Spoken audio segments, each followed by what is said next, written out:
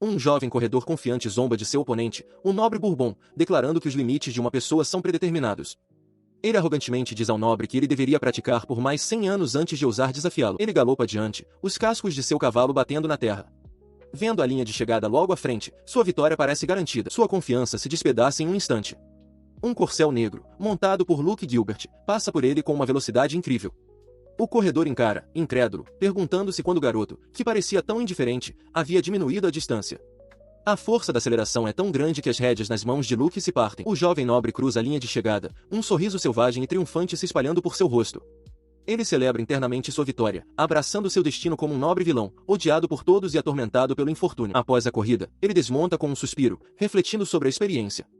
O corredor derrotado, agora no chão, olha para cima em choque, questionando como foi possível ir tão rápido em uma estrada tão inadequada para cavalos. Espectadores murmuram seus parabéns, comentando que sempre tiveram certeza de que o mestre Luke venceria. O corredor derrotado se levanta e o confronta, acusando Luke de trapaça e insistindo que não poderia ser sua primeira vez cavalgando. Ele exige saber como Luke controlou o cavalo com tanta calma em um caminho tão acidentado. A expressão de Luke se transforma em um sorriso cruel enquanto ele descarta a habilidade do homem, que ele ouviu ser o mais rápido da vila, como mera brincadeira de criança. Sua raiva dá lugar ao desespero. O homem cai de joelhos, agarrando a perna de Luke e implorando por outra corrida. Ele súplica que precisa conseguir o dinheiro do prêmio para sua irmã. Luke olha para o homem que se humilha, seu olhar frio e sem piedade. Ele acha a situação divertida, afirmando que a derrota foi simplesmente devido à falta de habilidade do próprio homem. Virando as costas, ele entrega um veredito final e arrepiante: não há misericórdia para os fracos. Um homem sem talento verdadeiro, ele proclama, merece morrer na rua. A cena muda para uma propriedade grandiosa e imponente atrás de portões de ferro forjado. Esta é a casa da família Gilbert, uma prestigiosa casa nobre com uma longa e célebre história no reino de Milestia. Ao retornar à grande propriedade dos Gilbert, Luke é recebido por sua família. Ele é Luke Visaria Gilbert, o filho mais velho e herdeiro. Enquanto Alfred, o mordomo, anuncia que o jantar está pronto, Luke zomba internamente dos camponeses que derrotou mais cedo. Ele reafirma sua crença de que, neste mundo, habilidade é tudo, e nenhuma quantidade de esforço pode superar o verdadeiro talento. Ele para no meio da garfada, uma sensação estranha o invade. As palavras que acabou de pensar, habilidade é tudo, ecoam em sua mente com uma familiaridade perturbadora. Ele sente como se as tivesse ouvido em algum lugar antes, ditas sobre um jovem elogiado por vencer uma corrida de cavalos em sua primeira tentativa. Essa sensação de incrível satisfação, ao ver o homem patético chorar a seus pés, é algo que ele já experimentou antes. Mas a memória está entrelaçada com uma narração estranha e formal, descrevendo um talento que faz os outros rirem e força os sem talento a se esforçarem. Os pensamentos desconexos o confundem. De repente, os fragmentos se unem em uma revelação horrível. Imagens passam por sua mente, cenas de uma história que ele agora reconhece. Seus olhos se arregalam em puro choque, e o garfo cai de sua mão trêmula. Ele se levanta de um salto, ofegante. A verdade o atinge em cheio, este é o mundo de uma novela de fantasia. Ele entende que o mundo seguiu um enredo predeterminado, mas ele não é o protagonista dessa história. A percepção drena toda a força de seu corpo. Ele desaba de volta na cadeira, compreendendo seu papel com uma certeza arrepiante. Ele é um nobre vilão, e um final ruim é tudo o que espera por um vilão. Uma risada fraca e maníaca escapa de seus lábios. Ele não consegue acreditar. Isso é sequer possível? Ele é Luke Visaria Gilbert, o nobre vilão. Sua risada frenética dá lugar ao pânico total. Ele agarra a cabeça, tentando desesperadamente se acalmar, insistindo que isso deve ser um sonho, não a realidade. Mas o terror é avassalador, ele não consegue se acalmar. Lutando para se recompor, ele se vira para a mãe com uma expressão de dor. Ele pede desculpas, alegando que seu corpo não está bem e pede permissão para ir para seu quarto descansar. Sua mudança repentina de comportamento causa alarme imediato. Sua mãe se levanta abruptamente, o rosto marcado pela preocupação. Você está bem, Luke? Ela exclama, insistindo que chamem um médico imediatamente. Ela pressiona a mão na testa do filho, com o rosto marcado pela preocupação. Perguntando se ele está sentindo muita dor, ela sugere dormir com ele esta noite. Luke, tentando minimizar sua crise interna, insiste que não é nada grave e que só precisa descansar um pouco. Mais tarde, enquanto Alfred o acompanha pela mansão, o pai de Luke dá uma ordem severa ao mordomo, relatar qualquer coisa normal imediatamente. Alfred confirma a ordem. Luke, enquanto isso, só consegue pensar na vida despreocupada que deveria ter. Sua mente viaja para o passado, relembrando as circunstâncias do Luke original. Ele nasceu com talento para tudo, do violino ao piano, e ninguém jamais ousou repreendê-lo. Um sorriso sombrio se espalha por seu rosto enquanto ele contempla o que o destino lhe deu com esta vida. Ele percebe que, com um ambiente tão perfeito, era natural que o Luke original se tornasse a pessoa mais arrogante que se possa imaginar. Esse privilégio foi exatamente o que forjou a personalidade do vilão. O pensamento é interrompido quando Alfred o leva para seu quarto, dizendo ao jovem mestre para não hesitar em chamar se precisar de algo. Assim que o mordomo sai, Luke desaba de bruços na cama, sobrecarregado pela questão do que será de sua vida. Ele tenta se lembrar do enredo da história, mas a parte mais importante, o final, é o que o assombra. Ele se lembra do vilão, Luke, sendo pateticamente derrotado pelo protagonista, tratado como um mero saco de pancadas para satisfazer o público. Este, ele entende, é o seu final ruim. Essa derrota contra o protagonista é tão absoluta que estilhaça o imenso ego de Luke, deixando-o incapaz de se recuperar. Enquanto essa memória horrível vem à tona, ele tenta desesperadamente se lembrar do nome do herói, mas só consegue se recordar que começa com a letra A. A imagem de seu final terrível lampeja em sua mente como um retrato estilhaçado. Sua mente conjura uma visão tosca e frenética de ser abordado e espancado, uma manifestação física do ódio que ele está destinado a enfrentar. As vozes imaginadas do mundo se aproximam, zombando dele. Elas declaram que ele merece sofrer, que todos o odeiam por ser um valentão, que ninguém jamais o amará por causa de seus atos passados e que, no final, ele terá uma morte patética. Ele é atormentado pela risada zombeteira de sua própria história. A percepção de que está destinado a perder ecoa em sua mente, uma história engraçada para todos, menos para ele. Esse futuro sombrio força a considerar um plano, mas ele percebe que o Luke original, nascido com tudo, nunca precisou criar soluções para desafios. Se as coisas continuarem assim, ele está condenado. Essa linha de raciocínio o leva a uma única e simples resposta: o fator-chave que falta ao nobre vilão. O fator que falta é o esforço. O Luke original nunca precisou se esforçar, possuindo desde o nascimento habilidades que outros lutaram a vida inteira para obter. Esse talento inato era a fonte de sua arrogância inquestionável. Uma nova ideia começa a se formar: o que poderia acontecer se alguém tão naturalmente talentoso realmente tentasse aprimorar suas habilidades? A perspectiva é interessante. O pensamento se solidifica em uma decisão firme. Ele vai tentar. Ele vai se esforçar. Com um brilho determinado no olhar, ele resolve usar todos os meios à sua disposição, rejeitando o final ruim e a destruição de seu ego. Sua mente acelera com essa nova determinação. Ele tem apenas 10 anos, com tempo para se preparar antes de frequentar a escola de magia e enfrentar seu confronto predestinado com o protagonista. Ele precisa de poder, mas o que deve aprender primeiro? Esgrima ou magia? Enquanto ele está de pé perto da porta, contemplando seu caminho, uma batida repentina interrompe seus pensamentos. O som o tira de seu planejamento estratégico. É Alfred Dieg, o mordomo, que veio verificar como ele está. Alfred pergunta educadamente como ele está se sentindo, mas Luke sente um lampejo de irritação com a interrupção. Mas então, uma memória crucial vem à tona. Ele de repente se lembra que Alfred já foi o vice-capitão da Ordem dos Cavaleiros do Reino. Em sua busca por um professor, não poderia haver ninguém mais adequado para instruí-lo na esgrima. Essa percepção muda tudo. Ele encara o mordomo, uma centelha de oportunidade em seus olhos, determinado a não deixar essa chance escapar. Alfred, notando o olhar intenso do menino, apenas espera, confuso. Ele tenta chamar por Alfred, mas o nome fica preso em sua garganta. Uma resistência estranha e poderosa o impede. Sentindo a angústia do menino, Alfred pergunta se algo está errado, mas Luke só consegue gaguejar, confuso com a traição de seu próprio corpo. Internamente, ele entra em pânico. Ele quer dizer Sr. Alfred, falar formalmente como se deve a um mais velho, mas não consegue. Seu corpo, impregnado com a arrogância suprema do nobre vilão, recusa-se a proferir palavras tão respeitosas. É uma percepção horrível. Ele é um prisioneiro em um corpo que não é verdadeiramente seu. Ele percebeu a origem de sua luta, a personalidade terrível e arraigada do vilão que agora habitava.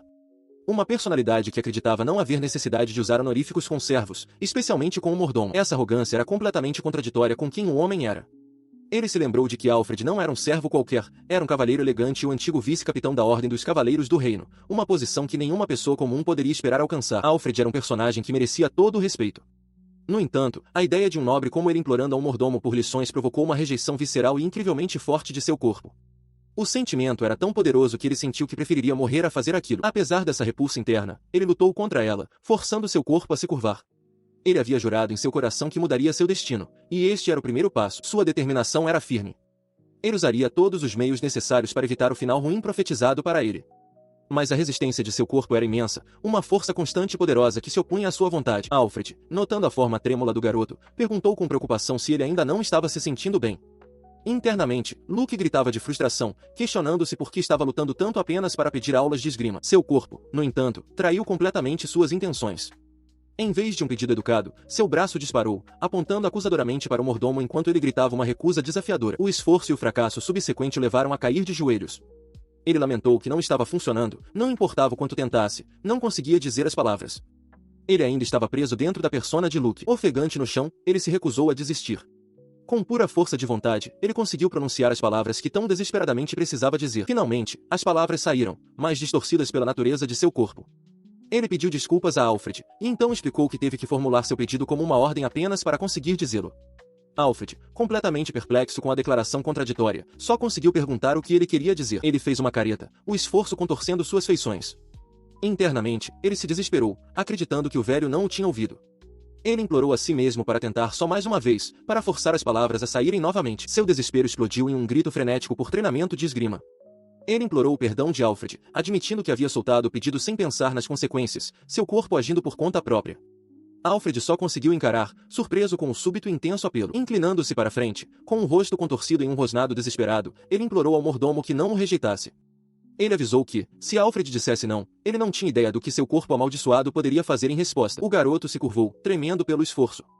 Alfred olhou para ele, um brilho de preocupação em seus olhos enquanto se dirigia ao seu jovem mestre, que internamente amaldiçoava o próprio corpo que habitava. Após um momento de contemplação, a expressão severa do mordomo suavizou-se em um leve sorriso.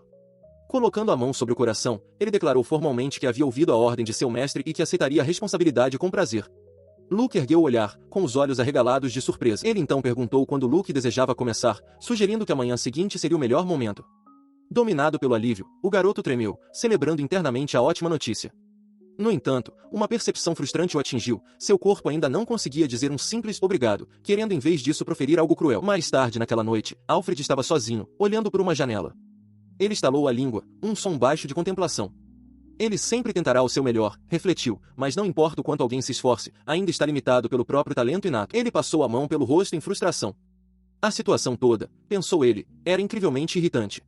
Uma profunda sensação de perplexidade o invadiu. Sua confusão se concentrava em uma única pergunta, dentre todas as atividades possíveis: por que esgrima? Em outro lugar, Luke estava sozinho, ponderando sobre o que acabará de acontecer com Alfred.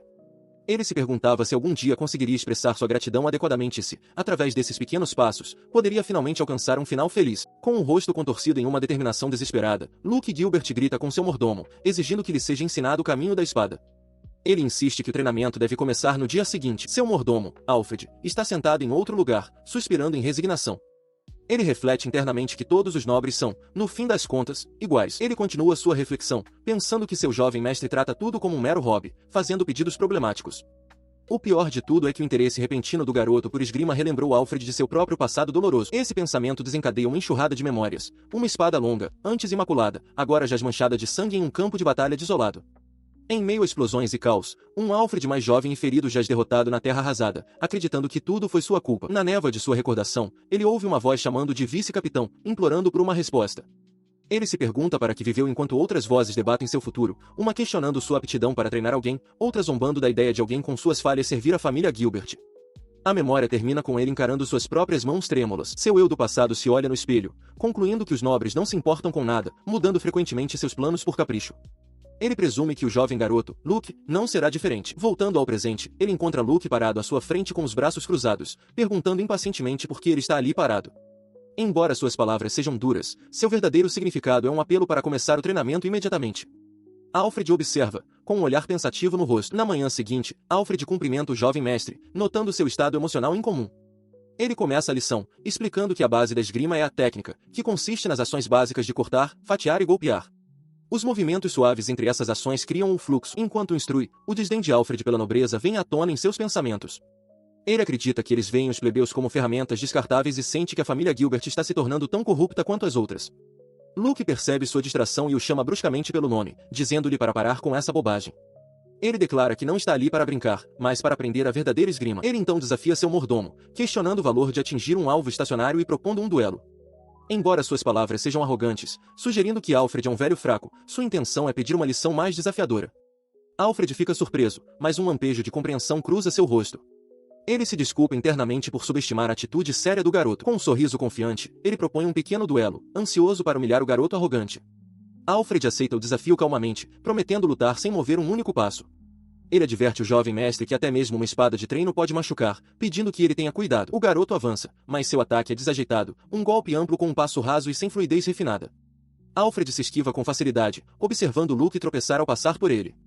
A avaliação do mordomo é rápida e desdenhosa. O garoto é fraco, exatamente como ele esperava. Ele explica ao garoto caído que sua experiência lhe concede a habilidade de ler os movimentos de seu oponente como se fossem os seus próprios.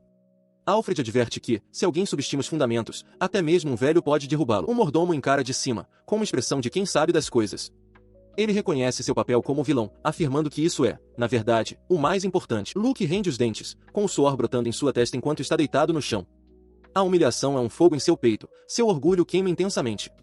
Naquele momento, um único e poderoso pensamento o consome. Ele quer matar o homem que está de pé sobre ele. Seu espírito de luta ferve, e ele se levanta com determinação renovada. Ele grita que não vai desistir por um fracasso tão pequeno e adverte Alfred para não subestimá-lo. Ele exige que o mordomo continue seu treinamento sem se conter, declarando que essa é a única maneira de tornar as habilidades do ex-vice-capitão verdadeiramente úteis. Com o reinício do duelo, Alfred se pergunta em voz alta por quanto tempo o orgulho do garoto sustentará. Luke ataca com um golpe mais rápido e poderoso, mas o mordomo o defende sem esforço. Ele observa que ainda é apenas um golpe de força bruta, nada mais. Ele descarta internamente a luta como um mero jogo com uma criança, longe de uma exibição de técnica verdadeira. Alfred reflete que perdeu seu próprio espírito há muito tempo, mas a juventude e a arrogância do garoto despertam algo dentro dele. Com uma expressão feroz, ele jura esmagar ambas as qualidades, declarando que a jornada de Luke termina agora. O ataque do mordomo é recebido com uma defesa inesperada, e uma expressão de choque cruza seu rosto. Ele percebe, com espanto, que o garoto está melhorando no meio da luta. Embora a inexperiência de Luke torne seus golpes lentos, a força gerada por seus movimentos flexíveis é surpreendente. Luke, no entanto, está totalmente cativado pela forma de seu oponente. Ele observa os movimentos de Alfred com admiração, notando o controle incrível e a ausência absoluta de movimentos desperdiçados. Isso, ele percebe, é esgrima verdadeiramente impressionante. Ele, no entanto, estava longe de terminar. Com uma expressão brilhante e determinada, ele implorou a Alfred que lhe ensinasse mais, seu desejo por conhecimento queimando mais forte do que nunca. O pedido dele surpreendeu o mordomo. Alfred percebeu que, em pouco tempo, o garoto havia entendido as nuances do duelo. Apesar de não ter vantagem em altura, peso ou experiência, Luke tinha um olhar aguçado. O choque de Alfred rapidamente se transformou em um sorriso sinistro enquanto ele decidia mostrar ao garoto algo que ele nunca tinha visto antes, um movimento que ele acreditava ser impossível de evitar. Ele liberou uma aura feroz e avassaladora, uma pressão tão intensa que se manifestou como uma fera fantasma avançando contra o jovem mestre. Mas, em vez de ser esmagado, Luke respondeu com uma técnica impossível própria. Sua espada girou em um turbilhão de movimento, uma manobra defensiva tão rápida e precisa que deixou Alfred totalmente perplexo, questionando o que estava testemunhando. O rosto do garoto se contorceu em um sorriso triunfante, quase maníaco. Ele zombou da expressão chocada de Alfred, perguntando o que havia de errado. O mordomo mal podia acreditar, o garoto estava agora no mesmo nível que ele. Apesar da intensidade, Alfred de repente interrompeu o treino. Luke, confuso, perguntou por que estavam parando. O mordomo apresentou a mão do garoto, revelando que estava machucada e trêmula, explicando que, por causa de sua condição, ele não estava em forma para empunhar uma espada adequadamente. Ele olhou para suas próprias mãos enfaixadas enquanto Alfred continuava sua avaliação internamente. O crescimento físico do garoto não conseguia acompanhar o rápido desenvolvimento de sua mente.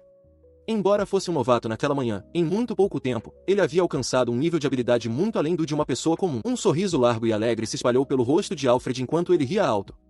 O pensamento era estimulante. Nesse ritmo, o garoto precisaria de apenas 3 anos para superá-lo completamente.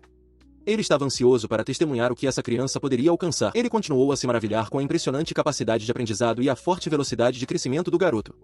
A perspectiva toda estava explodindo sua mente. Sua perspectiva inteira mudou. Ele já havia se perguntado o que aconteceria em sua vida, o que ele ganharia com ela. Agora, ele entendia. Isso não era apenas um trabalho, era um sinal, uma verdadeira iluminação.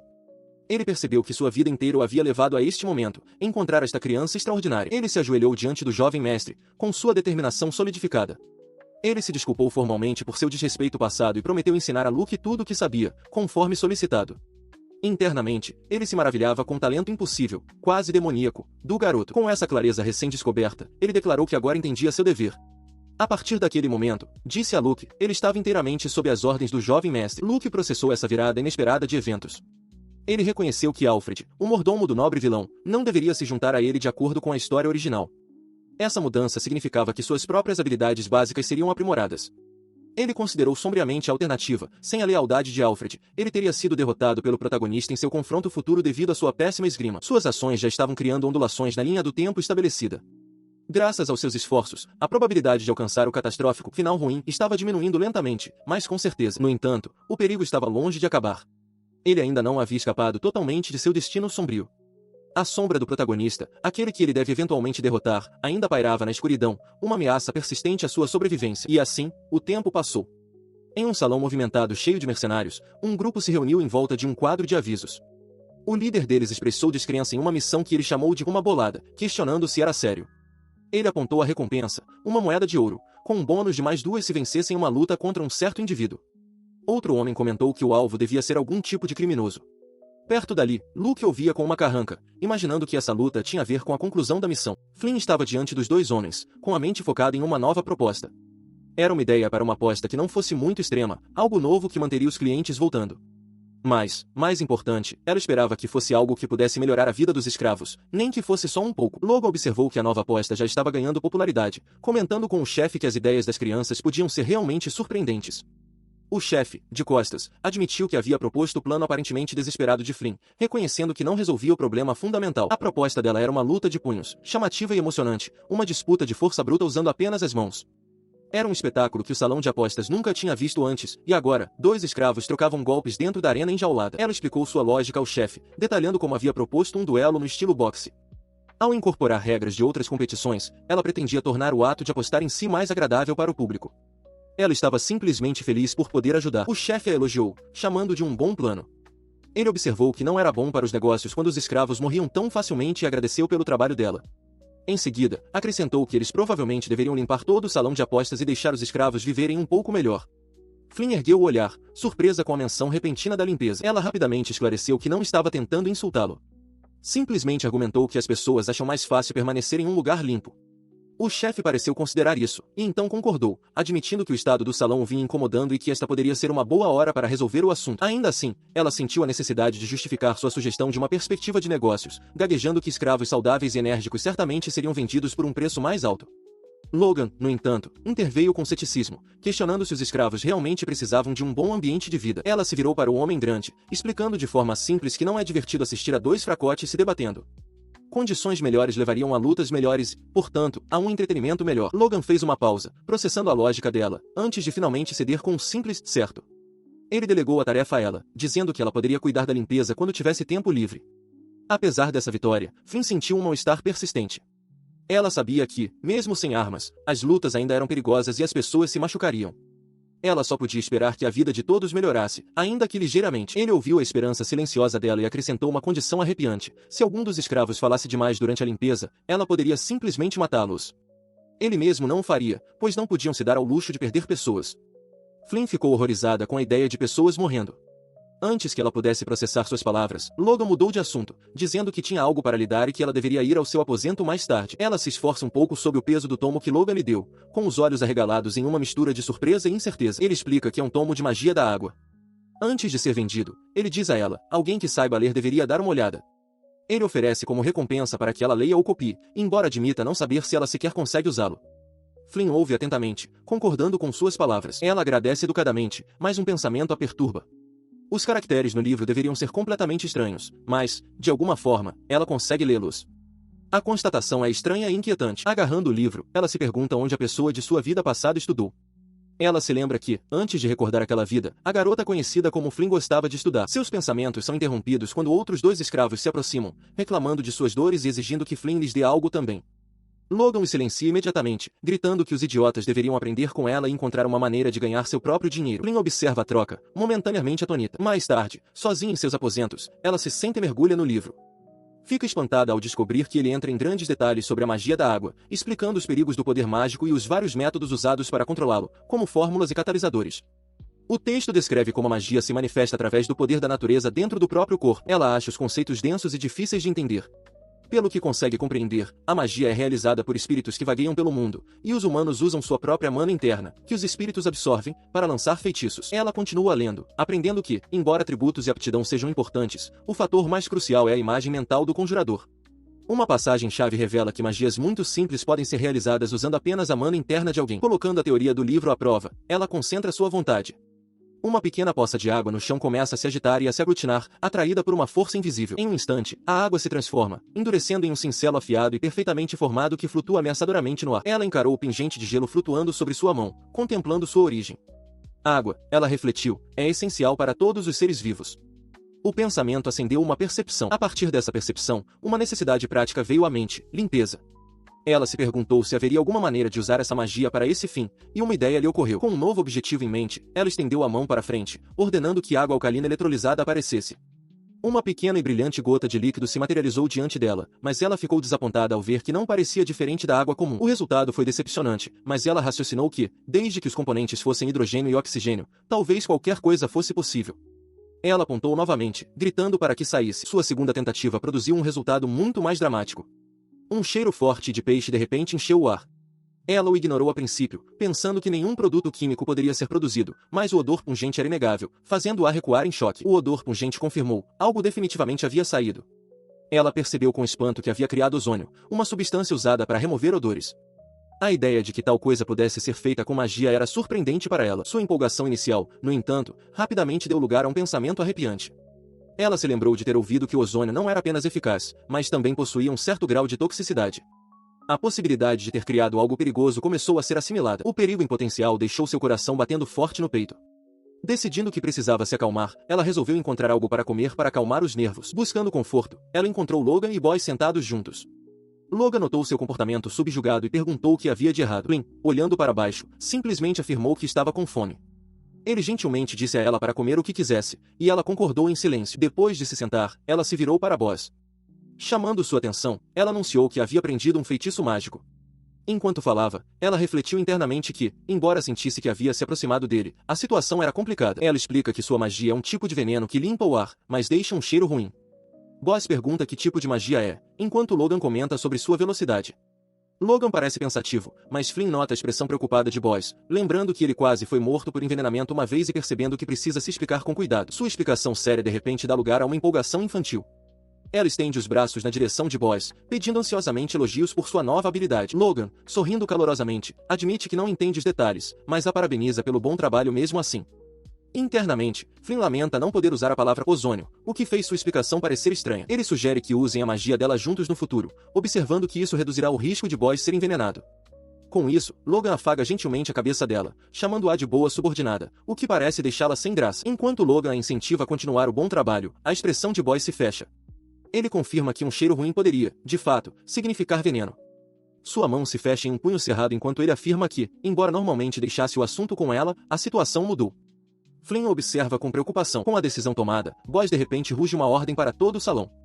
Eles devem encerrar as operações de jogo imediatamente e começar uma limpeza completa e profunda do local. Ele imediatamente começa a impor o comando, chutando os outros trabalhadores para que entrem em ação. Flynn observa o caos se desenrolar, inicialmente pensando que a situação se tornou bizarra, mas então uma expressão de entendimento surge em seu rosto. Esta poderia ser uma oportunidade perfeita. Seguindo o exemplo de Boyce, Logan assume o comando da equipe de limpeza com igual intensidade. Ele grita que o trabalho deles é inaceitável e ordena que façam tudo de novo, garantindo que nenhum canto seja deixado de lado. O salão inteiro é lançado em um frenesi de esfregação e lavagem. Enquanto Logan supervisiona ameaçadoramente o trabalho frenético, Flynn fica de lado, lendo um livro calmamente em meio à comoção. Assim que as áreas principais são cuidadas, Flynn se aproxima de Boyce. Ela informa que o único lugar que resta para limpar é a área onde os escravos são mantidos. Com um olhar sério, Boyce delega a tarefa, dizendo que está deixando tudo por conta dela. Ela se vira para Logan, sentindo que sua pequena estatura pode ser uma desvantagem. Ela pergunta se ele poderia ir com ela, preocupada que os escravos possam menosprezá-la por ser uma criança e estar sozinha.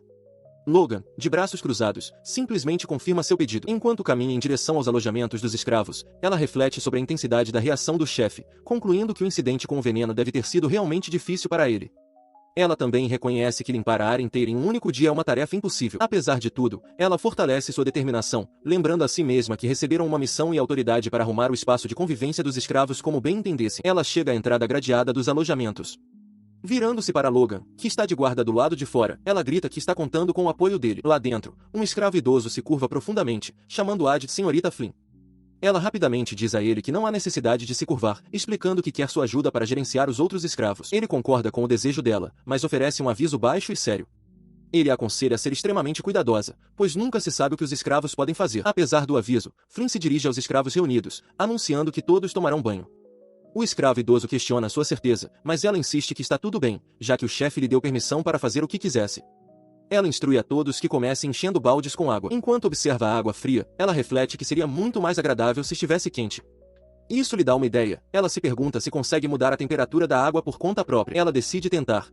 Estendendo a mão em direção a um balde, ela foca sua intenção e ordena: água quente, apareça. Seus olhos se arregalam de alegria quando o vapor começa a subir do balde. Funcionou. A água agora está morna. Ela mal teve um momento para processar sua confusão quando um impacto súbito e agudo a atingiu por trás.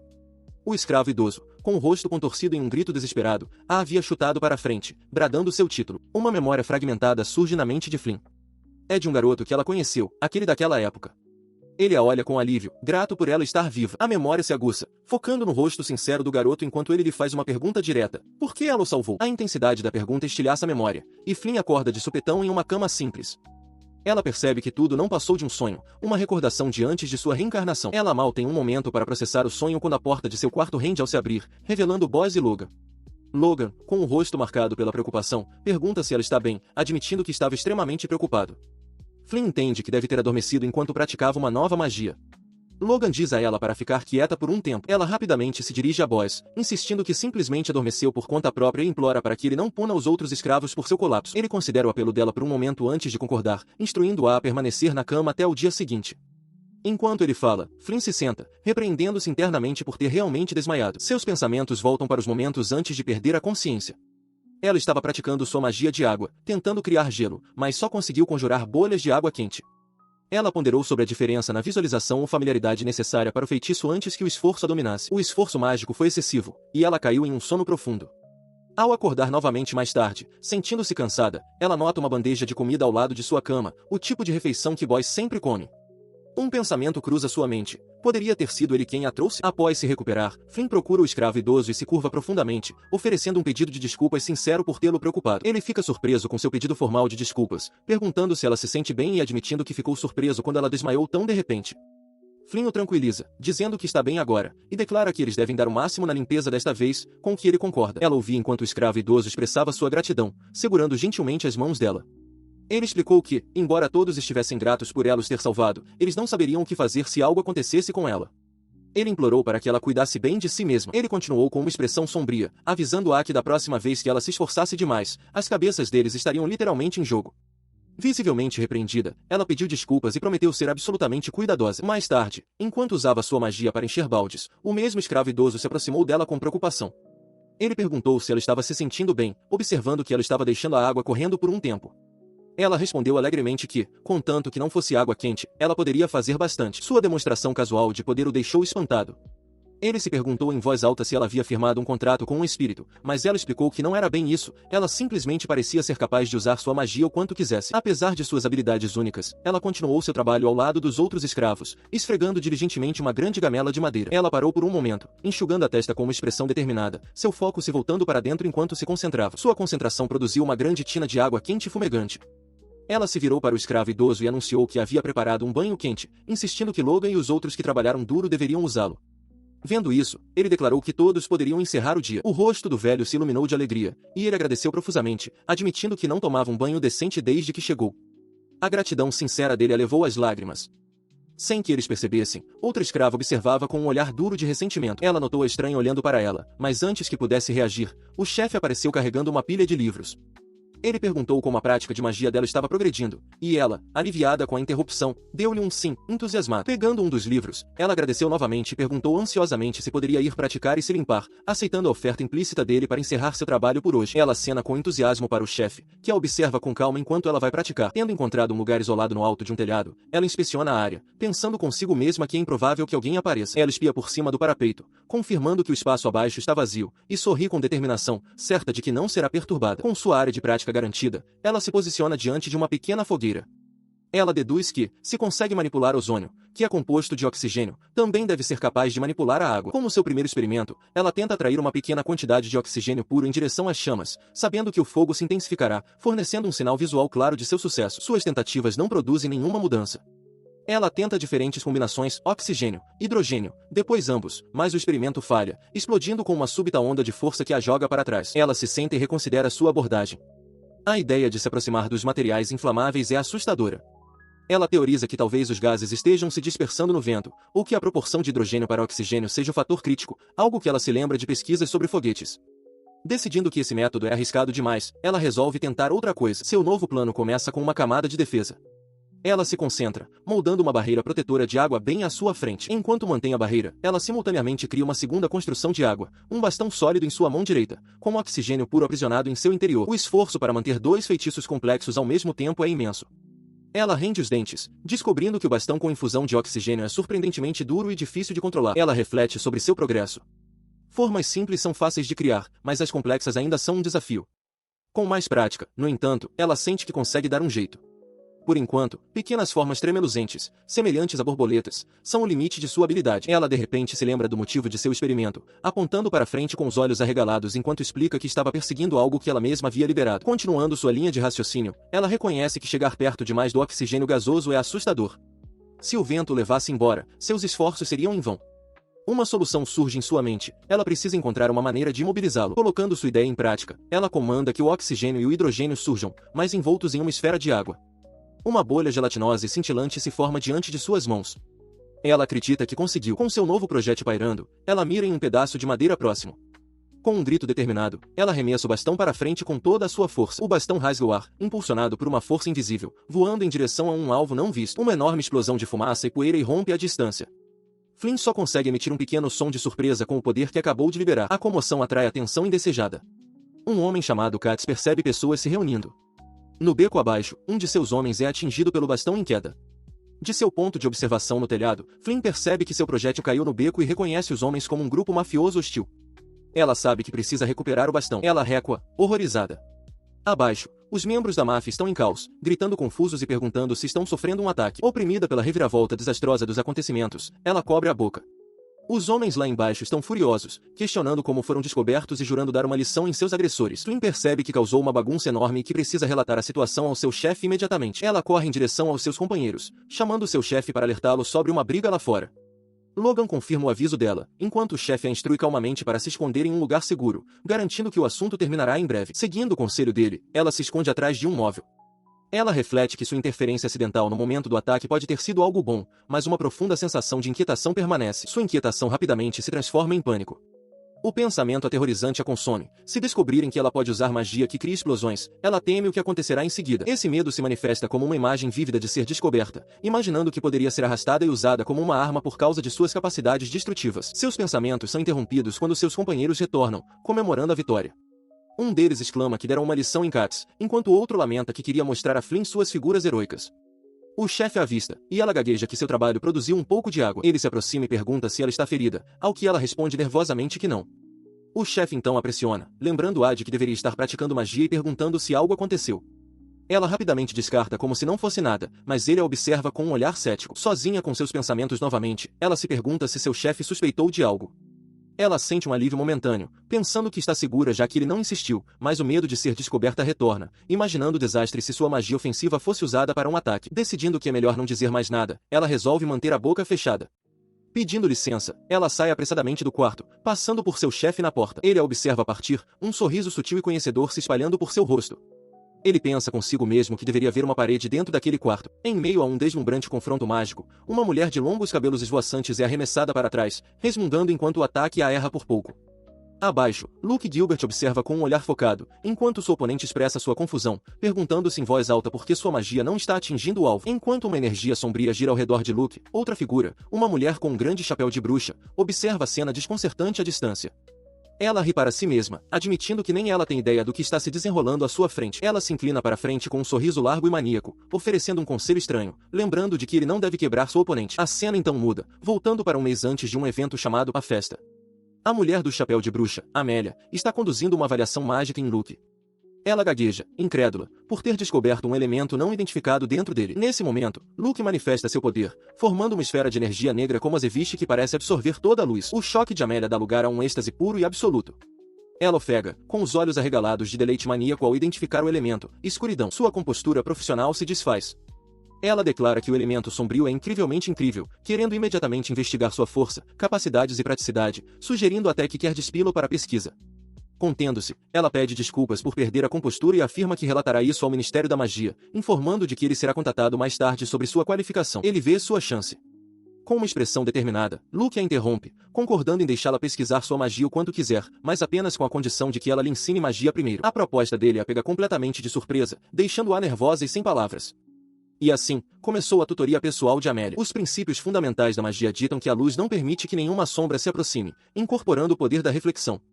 Em total contraste, o elemento escuridão possui a propriedade de absorção, devorando tudo que existe. Amélia explica que seu próprio elemento é o som e, quando ele é entrelaçado em magia, suas propriedades se manifestam. Ela apresenta uma batalha hipotética, descrevendo um feitiço básico chamado Flecha do Som, um ataque de onda supersônica que se torna um golpe invisível na velocidade do som.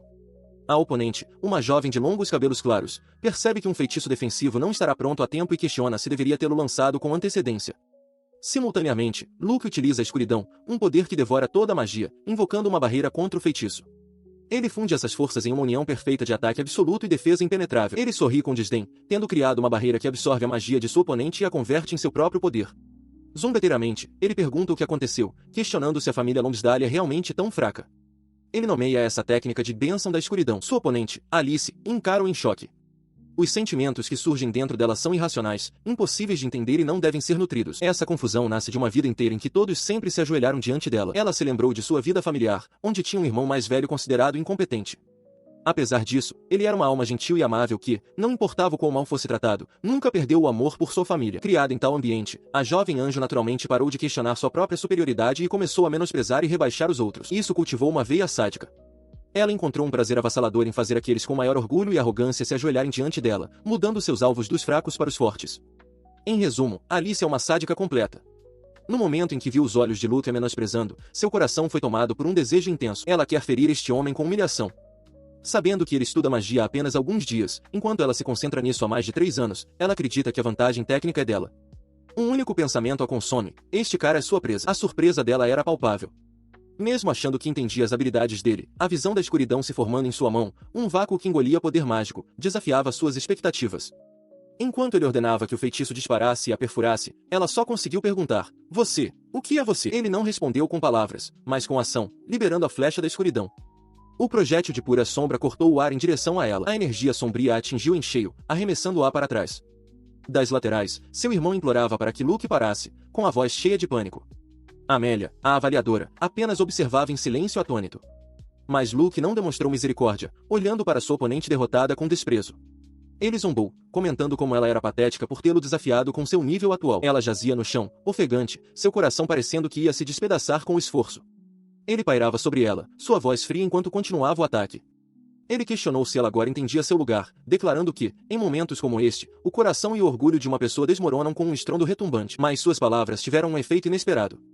Em vez de se quebrar, seu orgulho foi distorcido, virado do avesso.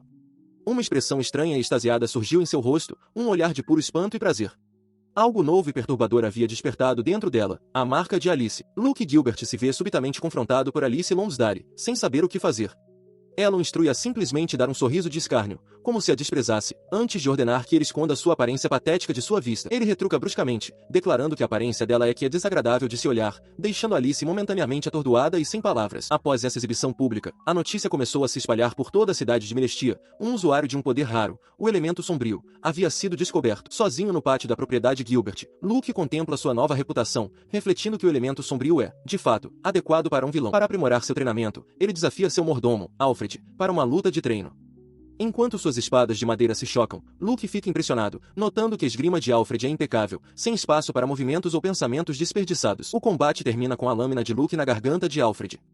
Com um sorriso triunfante, o jovem mestre declara sua vitória. Ele expressa seu único arrependimento, não poder enfrentar Alfred em seu auge, reconhecendo o passado de seu mordomo como vice-capitão da Ordem dos Cavaleiros, que tirou muitas vidas. Alfred, por sua vez, fica maravilhado com a rapidez com que Luke progrediu. Satisfeito com o resultado, Alfred anuncia que chegou a uma conclusão. É hora da próxima fase do treinamento de Luke, a espada assassina. Luke assente, aceitando a seriedade do próximo passo. A compostura profissional do mordomo se estilhaça internamente enquanto ele é dominado por um desejo fervoroso. Ele pensa nos olhos brilhantes de Luke e admite que deseja desesperadamente ver o que seu mestre pode alcançar, mesmo que isso signifique abraçar o mau Luke. Ouvindo isso, fica horrorizado e exige saber o que ele acabou de dizer. O rosto de Alfred se contorce em um sorriso largo e ameaçador. Ele confirma suas intenções, declarando que agora ensinará Luke todas as técnicas de assassinato que aprendeu no campo de batalha. Luke é tomado pelo terror, percebendo a sinceridade assustadora nos olhos de seu mordomo. Ele olhava incrédulo enquanto Alfred gargalhava, as palavras do mordomo ecoando em sua mente. Não era assim que as coisas deveriam acontecer, era um desvio completo da história que ele conhecia. Alfred continuou seu monólogo perturbador, desejando que Luke pudesse sentir a atmosfera de um campo de batalha real, embora admitisse que o mestre de Luke provavelmente proibiria. Antes que ele pudesse processar a proposta sombria do mordomo, uma nova voz cortou a tensão. Uma jovem de longos cabelos claros se aproximou, declarando que havia testemunhado sua esgrima de longe e achado verdadeiramente maravilhoso. Enquanto Luke olhava confuso, ela o ignorou completamente e ordenou que Alfred preparasse um banho quente. O mordomo fez uma reverência, aceitando a ordem, deixando Luke se perguntando se tudo aquilo fazia parte de alguma encenação bizarra. Seu comportamento estranho só piorou quando ela se inclinou para perto, com os olhos arregalados de uma excitação perturbadora. Ela perguntou se ele planejava violá-la em seguida, talvez usando sua espada bem afiada para rasgar suas roupas e humilhá-la. O mero pensamento, confessou ela, a fazia tremer de antecipação. Alfred, no entanto, havia perdido a paciência com a cena. Com um suspiro cansado, ele disse à jovem que não conseguia lidar com ela e que ela deveria ir para casa, afirmando sem rodeios que não achava que valia a pena ouvi-la. Ignorando o mordomo completamente, ela voltou toda a sua atenção para Luke. Apontando um dedo diretamente para o rosto dele, ela anunciou com um sorriso triunfante que os dois estavam noivos. A declaração deixou Luke sem palavras, com os olhos arregalados de choque. Enquanto ele se esforçava para compreender, ela deu mais detalhes com alegria. Explicou que tinha ouvido a notícia de seu pai naquela mesma manhã e concordado prontamente. Sua felicidade era radiante, um forte contraste com a total confusão de Luke. A revelação repentina causou uma pontada de dor em sua cabeça. Ele apertou as têmporas, tentando entender tudo aquilo. Como ele poderia estar noivo? Uma memória fragmentada surgiu, o rosto determinado de seu pai, declarando que garantiria que a garota que havia chamado a atenção de seu filho se tornasse sua esposa. A memória se solidificou, e o culpado por trás dessa reviravolta repentina tornou-se dolorosamente claro. Com uma onda de frustração, ele soube quem era o responsável. Era seu próprio pai. Enquanto isso, os pensamentos de Alice Rooney Lonsdale corriam por um caminho diferente e mais calculado. Ela lamentava que o poder de seu pai fosse sua ruína, pois havia feito com que o noivado fosse finalizado em questão de dias. Se ao menos ainda estivessem na fase preliminar de arranjos, ela refletiu, tudo estaria bem. Ela então se virou para o garoto perturbado, que ainda segurava a cabeça em desespero. Inclinando-se, ela fez um biquinho, dizendo-lhe que ver sua reação triste à notícia do noivado deles a estava deixando triste também. Ele reca enquanto Alice se inclina, com uma expressão intensa. Ela afirma que ele mudou seu mundo, que o encontro deles parece o destino, mas lamenta que ele não pareça compartilhar do mesmo sentimento. Internamente, Luke grita sua negação. Imperturbável, Alice alegremente levanta 3 dedos, anunciando que, no entanto, existem 3 vantagens distintas em se casar com ela. Ela começa sua lista, explicando que a família Lonsdale possui uma alta aptidão para a magia. Com um sorriso confiante, ela declara que não tem dúvidas de que a união deles produzirá descendentes excelentes. Luke ouve, sua expressão sombria e impassível. Como segundo ponto, ela se declara uma beleza rara, sugerindo que tê-la ao seu lado elevará o status dele. Ela dá uma piscadela astuta, mas a postura fria de Luke não se altera. Finalmente, ela apresenta sua terceira vantagem, prometendo que ele não terá que se preocupar com estresse se casar com ela. Isso desperta a curiosidade de Luke, e ele questiona silenciosamente o que ela quer dizer. A confiança dela aumenta enquanto ela se inclina para a frente, com as bochechas corando levemente. Ela lhe assegura que pode satisfazer todos os seus desejos, não importa o quão exigentes sejam, suas palavras sendo reforçadas por visões de sua própria submissão sugestiva. A insinuação atinge Luke com a força de um golpe físico. Ele agarra a cabeça em puro horror, um único pensamento ecoando em sua mente, que aterrorizante. Atrás dele, a voz de Alice o chama, dizendo-lhe para não fugir. Ele dispara em uma corrida desesperada, sua mente acelerada com perguntas em pânico sobre como sua vida saiu tão completamente de controle. Atrás dele, Alfred escolta calmamente uma Alice sorridente, que observa sua fuga frenética com divertimento. Enquanto isso, o pai de Luke, Claude, deleita-se com o sucesso de seu plano. Um sorriso de autossatisfação se espalha por seu rosto enquanto ele reflete consigo mesmo, perguntando-se se fez seu filho feliz, vislumbrando um futuro promissor construído sobre este arranjo. Na mesma época em que a notícia sobre o elemento sombrio de Luke Gilbert se espalhava pelo reino, outro garoto nutria uma poderosa aspiração.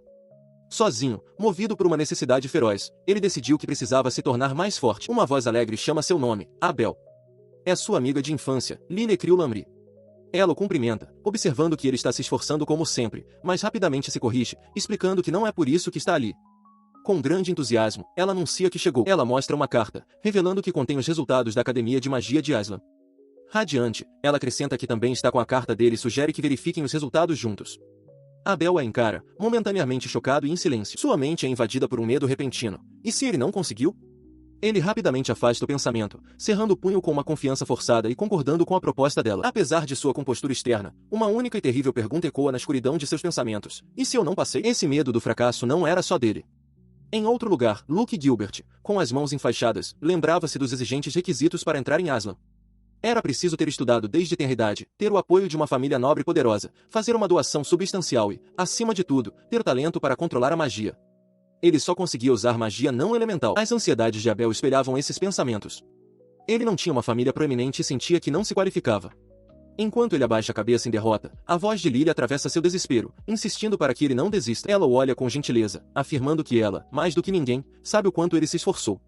Com um sorriso confiante, ela acrescenta que se sentiria pressionada se ele não estivesse lá, porque, afinal, eles são rivais. A declaração dela, que deveria ser encorajadora, em vez disso, desencadeia uma súbita e aterrorizante constatação na mente de Abel.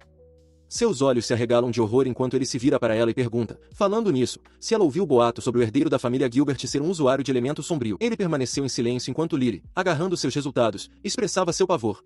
Ela lamentou a competição acirrada de famílias poderosas como os Lonsdales e os Lennoxes, todos disputando as vagas limitadas, admitindo que estava com muito medo de abrir sua carta. Com a ansiedade crescendo, ela perguntou timidamente se poderiam ver os resultados juntos.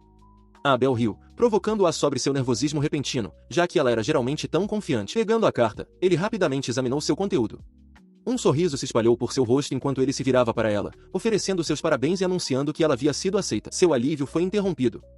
Seus olhos se arregalaram em choque ao olhar da sua aceitação para os resultados de Abel, chamando seu nome em descrença. O foco narrativo muda para a instituição que eles buscavam entrar, a grandiosa e imponente Academia de Magia Aslan. Uma figura caminha decididamente em direção aos seus portões. Esta é a melhor instituição de magia do reino de Melestia, estabelecida para cultivar a maior força militar para o reino. Com determinação inabalável, Luke Gilbert anuncia sua chegada, com o olhar fixo à frente. Ele entrou em um mundo governado por uma regra absoluta, um placar de líderes onde os alunos são classificados por sua força, um sistema que dita toda a estrutura de poder dentro da escola. No pináculo desta hierarquia está Luke Visaria Gilbert, o indiscutível estudante número 1, seu atributo identificado simplesmente como Trevas. Observando está Alice Rune Lonsdale, classificada como número 2 com os atributos de Gelo e Veneno. Com um sorriso confiante, ela comenta que, como esperado, ele reina como número 1 mesmo aqui, e pergunta diretamente sua opinião. Ela recua com a proximidade de Luke Gilbert, exigindo que ele se afaste. Ele a observa, confuso, insistindo que não fez nada. A chegada deles a um grande salão com assentos em desnível silencia imediatamente o local. Enquanto eles param na entrada, todos os estudantes se viram para encará-los, e uma mão se ergue em primeiro plano, parecendo estender-se em sua direção. A visão dos dois juntos provoca sussurros entre os estudantes. Eles identificam Luke da família Gilbert e Alice da família Lonsdale, confirmando para muitos que os rumores sobre o noivado deles devem ser verdadeiros. Uma nova voz corta o murmúrio. Um jovem alegre se aproxima, apresentando-se como Leonard Lynn Wellesley, o sexto no ranking do ano com o atributo aço. Ele estende a mão amigavelmente, sugerindo que todos se deem bem. Luke observa, notando que o tipo amigável de fato existe por aqui. Sua abordagem amigável é recebida com hostilidade imediata. Alice fuzila Leonard com o olhar, o rosto contorcido em desprezo, e pergunta se ele se importaria de não falar com eles de forma tão casual. Ela declara que o sorriso tenso dele é nojento, deixando-o completamente atônito. A troca de farpas atrai mais atenção. De seu assento, um estudante com uma bandana, Lloyd Arbasnot, o quarto do ranking com atributo de fogo, zomba da comoção, resmungando que isso não é um jogo de amizade. Leonard se desculpa, mas Alice simplesmente diz a Luke que eles estão de saída. Luke reflete internamente que o atributo gélido de Alice está se manifestando, lembrando-se de que ela costumava ser uma sádica. No momento em que se preparam para sair, outro estudante os confronta. Uma garota pequena de cabelo escuro aponta acusadoramente para Alice, chamando-a de insolente. Ela é identificada como Mia Klein Lennox, a terceira do ranking com atributos de trovão, trava e cura. Ela avisa Alice que sua arrogância não será tolerada em Aslan. Alice parece não reconhecê-la, embora Luke se lembre de tê-la visto em uma festa. Mia grita o próprio nome, frustrada. Ela descarta o desafio com um suspiro, afirmando que parece não se lembrar e não tem interesse em pirralhos de ranking inferior ao dela.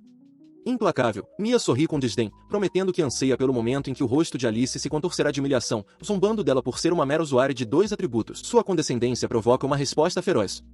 Enquanto Mia comenta zombeteiramente sobre sua linguagem vulgar, o rosto de Alice se contorce de fúria, e ela rosna para o lixo insignificante parar de latir. Enquanto as duas garotas trocam insultos, outro nobre, Hugo Valgue Normandie, 39º do ranking, menospreza um estudante diferente por ser de um orfanato. Ele zomba que Aslan decaiu, lembrando ao estudante que as doações dos nobres mantêm a escola funcionando. Testemunhando os múltiplos e intensos confrontos, Luke decide que já basta. Achando a atmosfera assustadora demais, ele se vira para ir embora. Em outro lugar nos corredores da academia, um confronto está em andamento. A voz de Lyria Criolamri ecoa com desafio enquanto ela encara um oponente não visto, declarando que status social não significa nada dentro dos muros de Aslan. Seu adversário, um jovem de cabelo loiro, reage com incredulidade. Lyria insiste em seu argumento, explicando que a escola opera com base na meritocracia, se alguém é nobre ou plebeu é irrelevante. Para ter sucesso, é preciso demonstrar sua força. Ao lado dela, Abel permanece em silêncio. Ele então dá um passo à frente, com sua própria determinação se fortalecendo.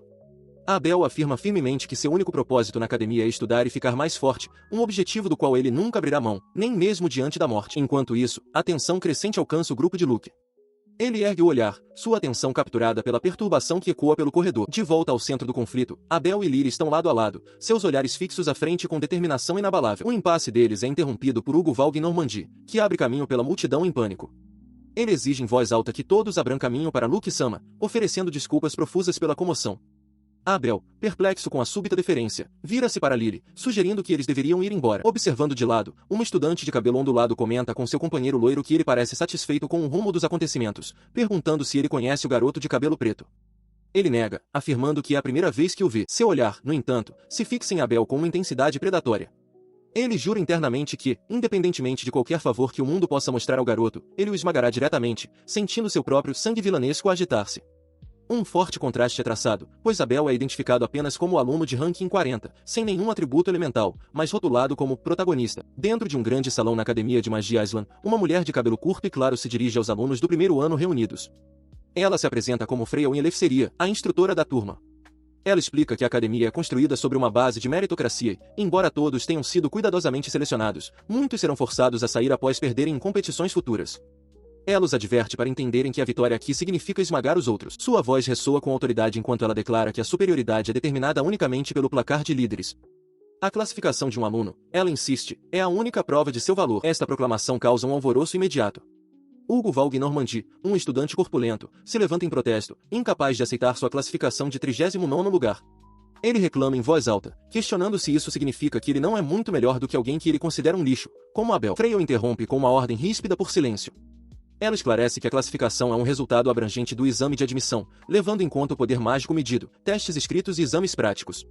Ela acrescenta que esta é apenas a classificação deles dentro do ano e instrui a todos que consultem o placar de líderes de toda a escola na primeira página de seus materiais. Olhando a lista, Luke Gilbert desdenha. Ele reflete sobre o propósito da escola, produzir o maior poder de batalha do reino, os Cavaleiros Mágicos. Ele percebe que os nomes no topo desta lista são as pessoas que ele deve derrotar para reivindicar essa posição para si. Seus pensamentos são interrompidos pela voz intensa de Freya, reforçando seu argumento. Em outras palavras, ela afirma, a classificação de um aluno é seu valor absoluto dentro da escola. Ela continua, com os olhos afiados, dizendo-lhes para verem todos ao seu redor como um inimigo. Esta academia é uma batalha, uma exibição crua de poder onde os fortes são livres para pisotear os fracos como quiserem. A filosofia é simples e brutal, poder é justiça. Tudo é permitido se a classificação de alguém for maior. A escola não intervirá em nenhum conflito entre alunos, pelo contrário, eles o incentivam. Um sorriso astuto e satisfeito se espalha pelo rosto de Luke. Ele acha este sistema bastante atraente, contanto que permaneça assim. Ele observa que, com todas as instalações da escola disponíveis e a liberdade de escolher cursos além dos obrigatórios, cada aluno deve determinar por si mesmo o que é necessário para aumentar sua classificação. Freya conclui seu discurso com uma diretriz final e austera. Só há uma maneira de subir no placar de líderes, vencer em batalhas de classificação. Ela continuou seu discurso para os alunos do primeiro ano reunidos, seu tom afiado e direto. Explicou que para qualquer um insatisfeito com sua classificação atual, especialmente aqueles nos níveis mais baixos, o caminho a seguir era simples, eles deveriam demonstrar sua força através de batalhas de ranking. Enquanto os alunos absorviam suas palavras, as regras específicas foram reveladas. As classificações do placar seriam tornadas públicas para todos verem, e os cidadãos teriam permissão para assistir às batalhas. Uma batalha de ranking é iniciada quando um aluno de classificação inferior desafia um de classificação superior, com a estipulação de que não se pode desafiar alguém mais de 10 posições acima.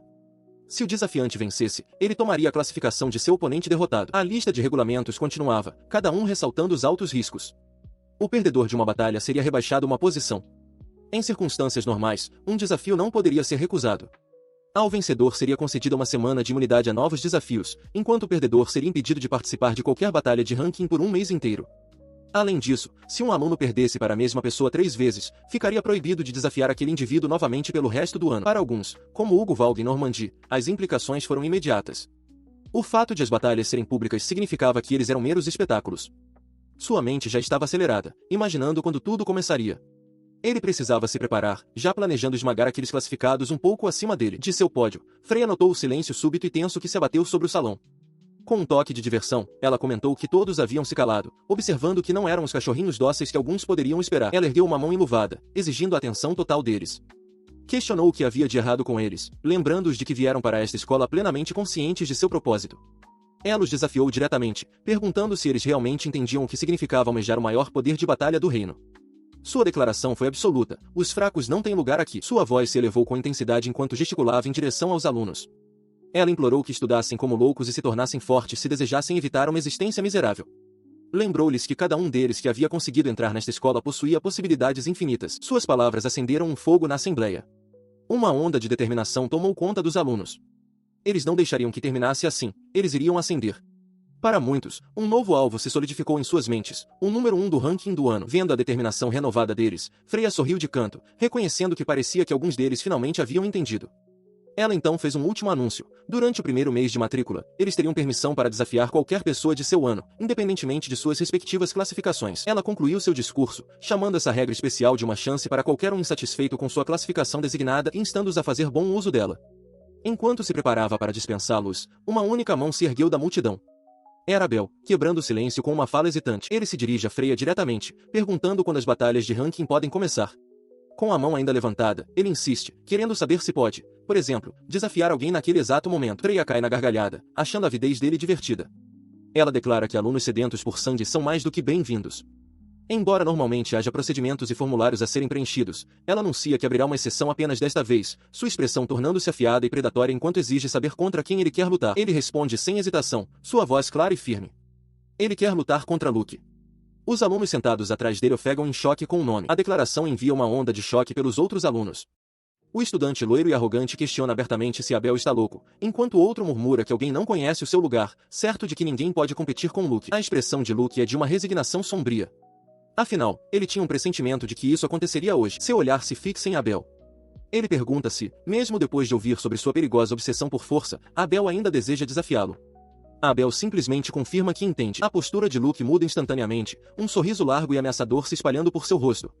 Ele zomba da audácia de Abel por tentar desafiar o muro mais alto que poderia alcançar. Com um olhar predatório, ele promete mostrar-lhe as consequências de tal avidez. Ele aceita formalmente. Com um sorriso condescendente e um gesto desdenhoso, Luke concorda com o duelo, afirmando que demonstrará a tolice e a imprudência da insolência de Abel. Abaixo, o grande coliseu aguarda. A notícia se espalha como fogo. Os alunos se reúnem na arena, zumbindo de empolgação. Eles não conseguem acreditar que a primeira batalha de ranking do ano está acontecendo no primeiro dia de aula. O envolvimento do herdeiro da família Gilbert, conhecido por seu elemento sombrio, é o principal tópico de conversa. Seu oponente, Abel, é um completo desconhecido para eles. Luke avança, sua expressão de confiança absoluta. Ele levanta uma mão como se estivesse se dirigindo a uma multidão invisível, certo de que o resultado é óbvio. Para ele, não há dúvida de qual será o resultado. Ele está no vasto coliseu, de frente para Abel do outro lado da arena. Ele pronuncia o nome de seu oponente, sua voz ecoando levemente no grande espaço enquanto a multidão assiste em silêncio. Abel olha de volta, sua expressão séria ao afirmar que não consegue imaginar como Luke poderia ser um oponente à sua altura em seu nível atual. Ele acrescenta que não apenas Luke, mas todos os outros estudantes que ele sabe estarem abaixo dele na classificação, parecem não se importar com suas posições. Com isso, o rosto de Luke se contorce em clara irritação. De sua perspectiva, Luke encara seu oponente de cima. Ele zomba internamente da ideia de que uma mera pedra como Abel poderia bloquear seu caminho agora que ambas as partes estão em posição para o duelo. Ele sorri com desdém, sua voz carregada de condescendência. Ele diz a Abel que, se está procurando um lugar para brincadeiras de espada infantis, veio ao lugar errado. Em seguida, comenta que ouviu dizer que Abel só sabe usar uma espada, sem nenhuma magia elemental. Abel permanece impassível, em vez disso, questionando por que Luke está na escola. Ele elogia a audácia de Luke por desafiá-lo, o estudante de primeira posição, mas descarta como inútil, afirmando que Luke não pode vencer. Em resposta, o sorriso de Luke se alarga em um sorriso ameaçador. Ele diz a Abel para não se preocupar, refletindo que um humano sem nada a perder é assustador, pois nem o medo nem o desespero podem detê-lo. A expressão de Abel endurece. Ele reconhece que alguém como Luke, que tem tudo, não entenderia suas razões para estar na escola. Ele então lança um desafio. Se Luke realmente quer saber, primeiro deve provar que pode vencer a luta. A voz de um oficial corta a tensão, bradando para que a conversa cesse e a partida comece. Com a declaração de primeiro lugar contra o último lugar, Luke avança com um sorriso feroz, sua espada erguida. Abel responde à investida, sua própria lâmina se erguendo para parar o ataque enquanto o duelo se inicia. A batalha de ranking na Academia de Magia começa com uma cena sem precedentes. Dois estudantes, Abel e Luke, se enfrentando com espadas. Da plateia, Hugo Valg Normandi expressa seu choque. Luke, aparando um golpe, questiona com confiança o uso de uma espada por Abel contra ele, supondo que ele deve estar confiando em magia de aprimoramento.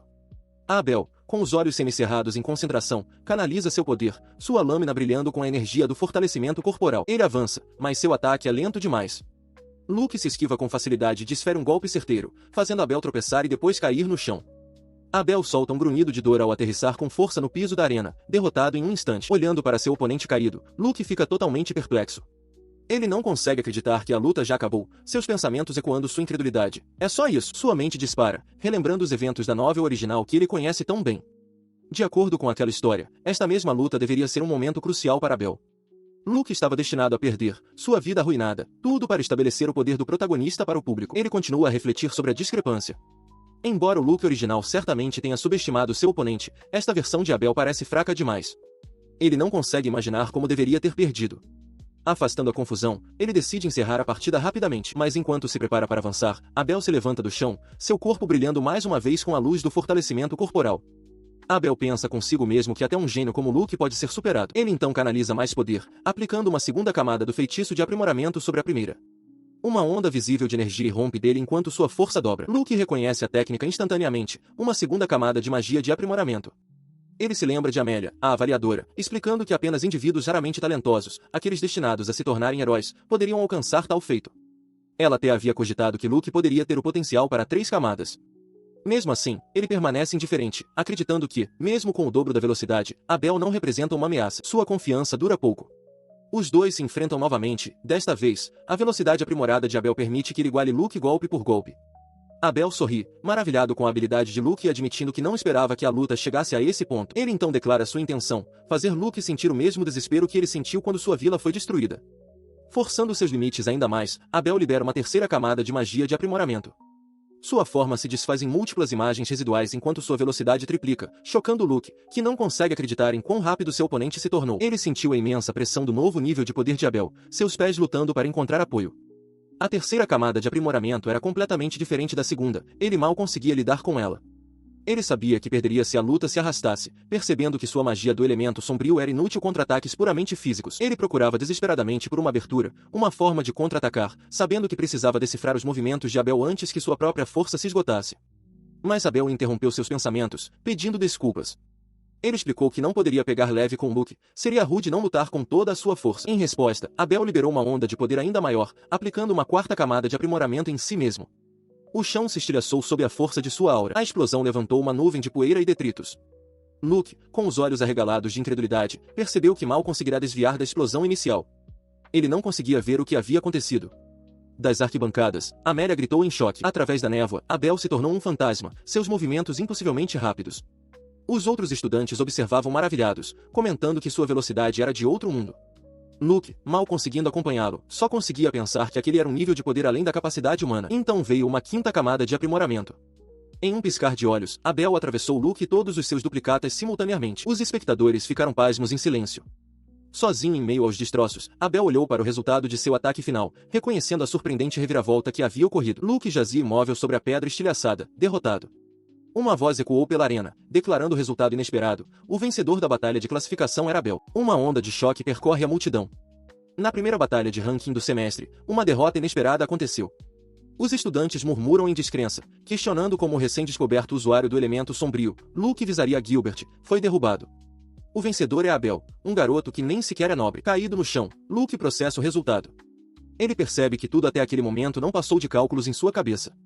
Se ele fosse o mesmo de antes, não teria como lidar com Abel e teria perdido facilmente. A imagem de perder para alguém que ele considerava inferior na frente daquela plateia é aterrorizante. Sua mente volta para a simulação mental da luta. Ele entende agora que, se a simulação que fez em sua cabeça estivesse correta, o resultado teria espelhado os eventos da novel original, terminando em sua derrota. Ele afasta o pensamento, forçando-se a se concentrar. Esta é a sua realidade agora. Ele precisa se acalmar, equilibrar a cabeça e acelerar a mente. Ele admite que nenhum humano comum seria capaz de superar os movimentos de Abel. Seus pensamentos se voltam para os princípios da magia. O corpo possui uma capacidade mágica, que dita o limite de quanto aprimoramento mágico ele pode suportar para feitos como aumentar a força, endurecer a pele ou aguçar os sentidos. Isso leva a uma pergunta: por que a maioria das pessoas que conseguem suportar múltiplos feitiços de aprimoramento são aventureiros ou heróis? É porque esses feitiços não podem ser aplicados sem limites. O fardo de aprimorar o corpo além de sua capacidade mágica fará com que ele entre em colapso. Ele começa a formular uma hipótese. Entre os aventureiros, há significativamente mais guerreiros do que conjuradores. Sua teoria continua. Quando esses guerreiros se deparam com uma provação de vida ou morte, como confrontar um dragão imenso, eles são forçados a superar seus próprios limites. Ao vivenciar isso algumas vezes, eles desenvolvem as circunstâncias extraordinárias necessárias para formar uma capacidade mágica maior. Então, a ficha cai. Abel deve ter vivenciado a beira da morte inúmeras vezes, fortalecendo seu corpo a ponto de conseguir suportar 5 aprimoramentos simultâneos. Ele entende que Abel conhece um desespero sem fundo que ele próprio desconhece. Ele defende outro golpe, as palavras de seu oponente ecoando em sua mente. Abel nota sua angústia visível, perguntando provocativamente se ele ainda consegue sorrir. Para Abel, a solução parece simples, mas ele a descarta como um problema que Luke não entenderia. Enquanto Luke lança uma série de ataques, Abel se esquiva deles com facilidade. Ele zomba, dizendo que alguém que apenas brande uma espada por aí jamais poderia compreender o trabalho duro que ele investiu para alcançar este nível. Mas Luke tem um plano. Ele revela internamente que tem executado simulações mentais, treinando contra Alfred em seu desempenho máximo, e até adicionando o suporte de nível Cavaleiro Mágico de Amélia. Ele sabe que suas habilidades físicas são inferiores, mas não precisa igualar a velocidade de Abel. Ao observar e analisar os movimentos de seu oponente, ele pode prever o próximo ataque com uma precisão surpreendente, exigindo apenas um movimento mínimo para se esquivar. Sua estratégia dá resultado. Das arquibancadas, Alice Lonsdale observa, com o coração acelerado de espanto. Luke se posiciona com confiança, declarando que nunca subestimou que este dia chegaria, atribuindo seu sucesso ao poder do trabalho duro. Ele então olha na direção de Alice, professando seu amor. Ela fica surpresa, questionando o que significa para ele. Luke, no entanto, volta sua atenção para o duelo, perguntando a Abel o que ele acha agora, observando quanto seu oponente parecia estar se divertindo momentos antes. Em resposta, Abel só consegue ofegar, sua postura confiante despedaçada enquanto ele respira pesadamente, com o suor escorrendo por sua testa. Ele tropeça e desaba no chão da arena, completamente exausto. Luke o encara, sem se impressionar. Ele pergunta se é só isso que Abel tem, apontando que nenhum de seus ataques está funcionando e que ele nem sequer recorreu ao uso de magia ainda. Abel só consegue olhar para cima, incrédulo, percebendo que foi completamente superado. Ele então declara com um gesto desdenhoso: "Estou entediado." Ele se pergunta em voz alta se a diferença em suas habilidades é realmente tão grande. Do chão, Abel protesta que o desempenho ao longo do tempo não é um fator. Luke se inclina, com uma expressão intensa, e sugere que, nesse caso, Abel deveria se juntar a ele para uma verdadeira apresentação. Ele se levanta, com um sorriso maníaco se espalhando por seu rosto enquanto uma pequena esfera de energia escura se forma em sua mão. Ele proclama que esta é a chance perfeita para mostrar a toda a academia uma diferença de poder avassaladora, fascinante e desesperadora. Alice observa em silêncio chocado, sussurrando o nome dele. Luke Gilbert posiciona-se, uma pequena e perfeita esfera de energia negra pairando em sua palma. Ele anuncia calmamente o nome de seu feitiço, Sol Negro. O efeito do feitiço é instantâneo. Tentáculos de energia negra se espalham pela arena, atingindo Abel e os outros estudantes. Abel resmunga em choque, pego completamente de surpresa enquanto o poder estranho o envolve. Ele sente sua força se esvaindo rapidamente, uma sensação bizarra se espalhando por seu corpo. Enquanto se pergunta o que está acontecendo, a voz de Luke corta o caos, explicando que ele criou um núcleo sombrio que absorve magia. A esfera de energia então se expande em um vórtice massivo e rodopiante. Luke detalha sua escala aterrorizante, afirmando que seu alcance abrange toda a arena e está ativamente drenando mana de todos os presentes. Abel o encara com os olhos arregalados de horror. Um sorriso maníaco se espalha pelo rosto de Luke enquanto ele faz uma confissão surpreendente. Ele não tem ideia do que o feitiço é realmente capaz, pois esta é a primeira vez que o usa contra uma pessoa. A sensação de sua vida sendo drenada desencadeia uma torrente de memórias e medos dentro de Abel. Ele vê o sorriso encorajador de Lily, sua carta de aceitação na academia e as palavras cruéis de um colega que o considerou inútil. O pensamento arrepiante o domina. Ele vai morrer, mas seu espírito se recusa a quebrar. Ele se lembra de suas dificuldades passadas e de seu voto inabalável de se tornar mais forte. Ele não será detido por algo assim, sua determinação não é tão frágil. Com uma última onda de desafio, Abel grita a plenos pulmões que não vai desistir. Luke apenas observa, sua expressão de curiosidade distante enquanto murmura: "Ah, entendo." Como se em resposta ao seu desafio, o Sol Negro entra em erupção. Tentáculos violentos de energia negra surgem para fora, engolindo completamente o espaço ao redor de Abel. O poder avassalador estilhaça sua vontade. Lágrimas escorrem dos olhos firmemente fechados de Abel enquanto ele grita uma admissão final e agonizante: "Eu sou fraco demais." Ele jazia derrotado no chão da arena estilhaçada enquanto a voz de um locutor ecoava pelas arquibancadas, declarando vencedor: Luke visaria Gilbert. O locutor proclamou que Luke havia derrubado Abel com uma diferença de poder avassaladora, uma demonstração tão potente que era apropriado chamá-lo de demônio. Da plateia, Lily Krill Lamry observava, soltando um som de desdém. Na multidão, outro estudante olhava incrédulo, com os olhos arregalados de choque enquanto resmungava a palavra fracote, incapaz de compreender o resultado. Abaixo, Luke permanecia sozinho em meio à destruição, uma figura solitária de vitória, enquanto Lily continuava a observá-lo de longe. Seu desdém inicial, no entanto, transformou-se subitamente. Um rubor profundo espalhou-se por seu rosto, seu coração começou a bater violentamente em seu peito, e ela pressionou as mãos contra as bochechas superaquecidas, completamente dominada por um sentimento súbito e poderoso. Ela só conseguia pensar em um nome: Luke. Enquanto esse pensamento a consumia, uma pequena cauda de demônio negra brotou da parte inferior de suas costas, uma manifestação física do novo e intenso desejo que surgia dentro dela.